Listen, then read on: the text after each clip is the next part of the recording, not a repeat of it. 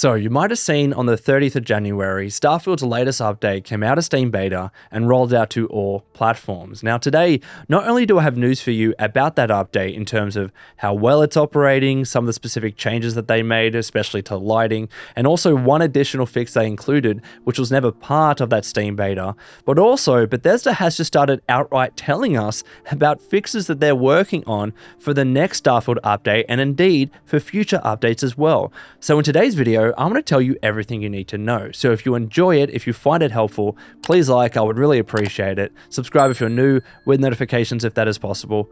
But let's get into the news. So Starfield's latest update is now titled 1.9.51.0. The patch notes are in the description below, though they are mostly the same as the Steam Beta version. However, there is that one change which I'll tell you about in a second. So they say at the start of these patch notes, quote, "Let there be lighting improvements. Our latest update has moved out of Steam Beta and is now available for all Starfield players. The patch notes have remained the same as previously released during the beta, except for a version number change and one additional PC crash fix noted below." So what is that PC crash fix? Well, they say here, added to 1.9.51, addressed a crash that could occur when changing from full screen to windowed mode, again specifically for PC. And I actually did encounter this crash once. It didn't happen all the time, mind you. I don't believe this was a big issue, but yeah, sometimes if you change from full screen to windowed, your game might crash. And I can't remember if it still remained at full screen or whether it actually did change when you reloaded back into the game. But obviously a crash, it's annoying, and I'm glad that they fixed it in this new version. It's also good to know, I'll say this, that their Steam Beta versions don't just remain the same as the eventual version that goes out. It seems like they're actually changing things from version to version, and that's why they had to change the version number as well. So really good to see that our feedback is actually going somewhere during that period. But speaking of feedback, I'll talk about some of the fixes that they're also including in future updates.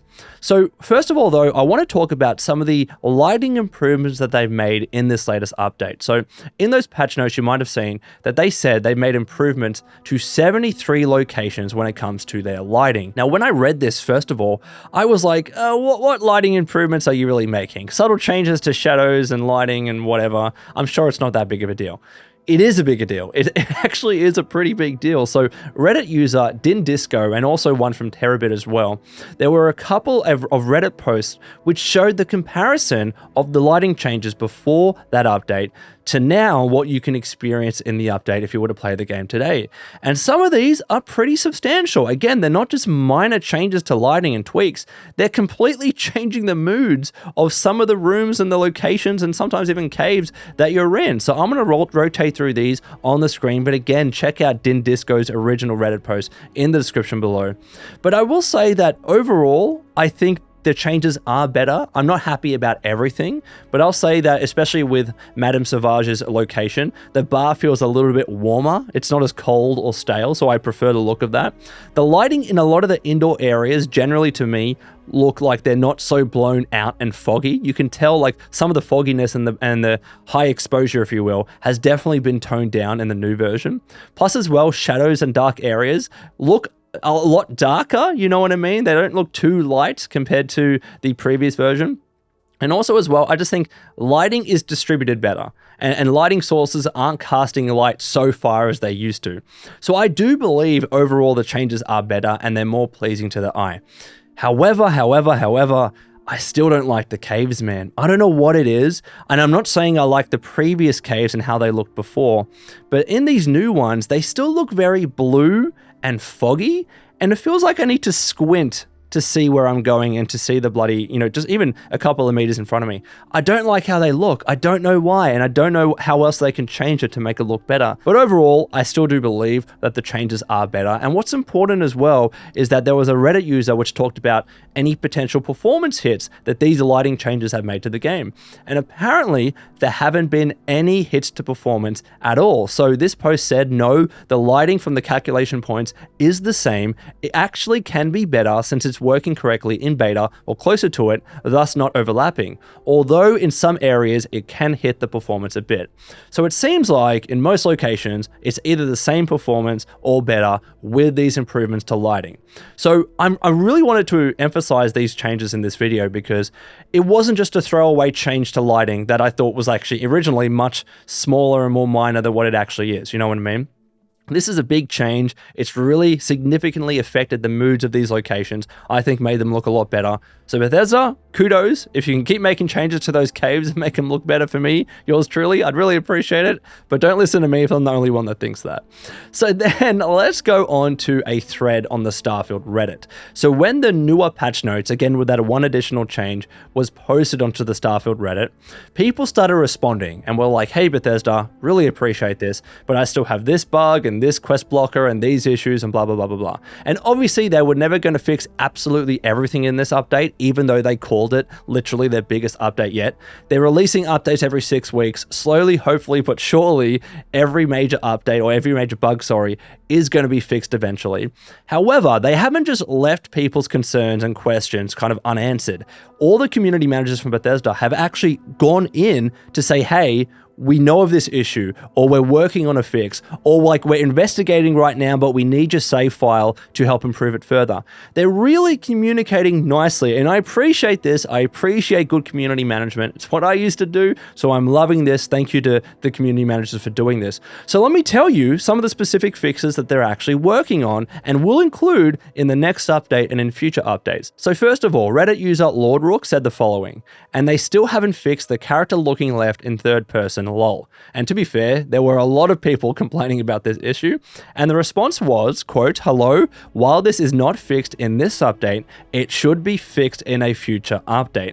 Really good to see. Now, to be clear, they didn't say the next update. They're specifically making a distinction between what they're fixing in the next update versus future updates. So it seems like it's one that's going to be fixed in a future update. Maybe not the next one, but the one after that, or possibly the one after that. And then we have a post from Kemikazeo. I cannot pronounce your name. I'm sorry, mate. They asked, when will you fix the empty ship bugs? Trying to board ships in space and no one there, or empty ships will land and landing door doesn't open because no one is inside. The response to that was the following. Hi, there's a fix in place for empty ships in the next update coming up as it relates to empty ships attacking players in space.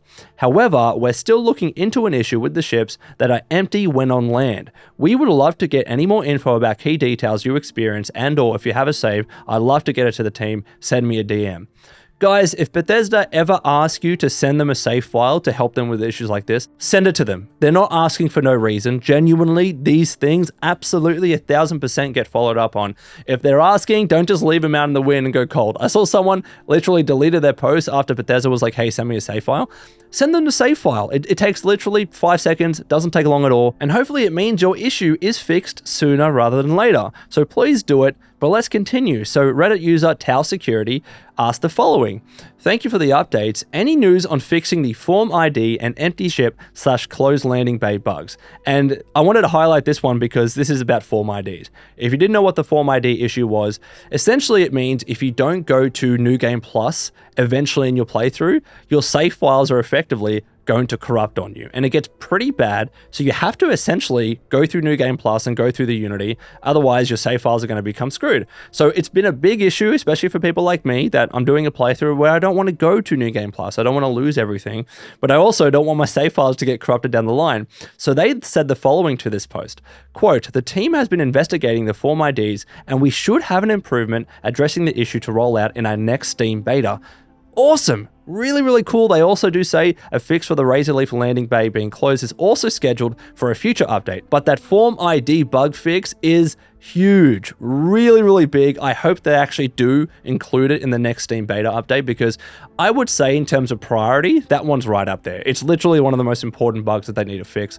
So that is good. However, this user actually did go back and ask the following. Thank you for responding, but just to clarify, the empty ship / closed landing bay bug I referenced is different from any Razor Leaf issue. It's a broad problem apparently caused by a counter used for starborne ship landings, but not cleared properly. There is a piece PC mod which fixes it. Of course, there's a PC mod which fixes it.